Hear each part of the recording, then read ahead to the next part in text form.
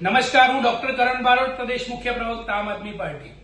આજે ગુજરાતમાં વિકાસના નામે ગુજરાતીઓનો ભોગ લેવાય છે, ગુજરાતીઓ મૃત્યુ પામે છે, પરંતુ આ સરકારના પેટનું પાણી પણ હલતું નથી। આજે વડોદરાના માંજલપુર વિસ્તારમાં પૂર્વ ડીવાયએસપીના પુત્રનું ગટરમાં પડવાથી મૃત્યુ થયું।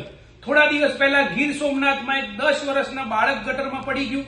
ટોટલ ગુજરાતમાં એનસીઆરબીના ડેટા પ્રમાણે છેલ્લા 5 વર્ષમાં 400 થી પણ વધારે લોકોના ખાડામાં પડવાથી મૃત્યુ થયા છે। 58 થી પણ વધારે સેનિટેશન વર્કરના મૃત્યુ થયા છે। અમદાવાદમાં 90 થી પણ વધારે લોકોના ખાલી ખાડામાં પડવાથી ખાડાના લીધે મૃત્યુ થયા છે।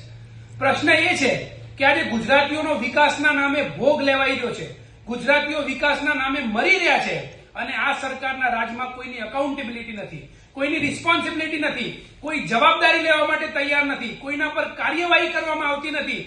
ખુદ ભારતીય જનતા પાર્ટીના ધારાસભ્યો એવું કહે છે કે અધિકારીઓ અને કર્મચારીઓ અમારું સાંભળતા નથી। મતલબ કે આ સરકારને ગુજરાતીઓના મોત થાય, ગુજરાતીઓની મૃત્યુ થાય, ગુજરાતીઓ મરે, એનાથી આ સરકારને કોઈ જ મતલબ નથી। આ સરકારને ફક્ત અને ફક્ત ભારતીય જનતા પાર્ટી નામનો આજે એમને કોર્પોરેટ કલ્ચર ગુજરાતમાં સ્થાપિત કરી દીધો છે।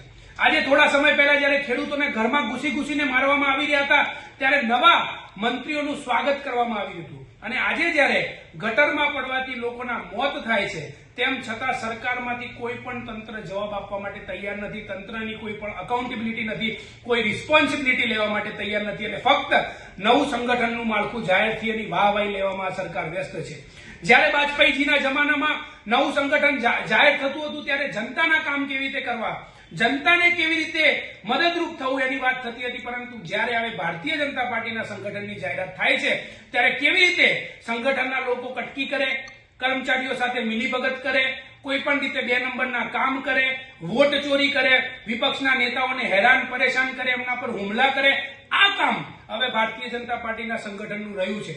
ત્યારે આજે સરકારને કહીએ છીએ કે તમે મહત્વાકાંક્ષી થઈ ગયા છો, તમારામાં અહમનો મોતિયો આવી ગયો છે, આજે ગુજરાતની જનતાને દેખાય છે। તમે જે વિકાસના નામે લોકોનો ભોગ લઈ રહ્યા છો એ તમારી સફળતા નથી, પરંતુ એ તમારી નિષ્ફળતા છે અને આજે આમ આદમી પાર્ટી તરીકે અમે માંગ કરીએ છીએ કે ગુજરાતની જનતાનો જે તમારા વિકાસના નામે દિવસેના દિવસે ભોગ લેવાઈ રહ્યો છે, તમારા મોઢામાંથી કંઈ પણ શબ્દ બોલવા માટે સરકાર તૈયાર નથી।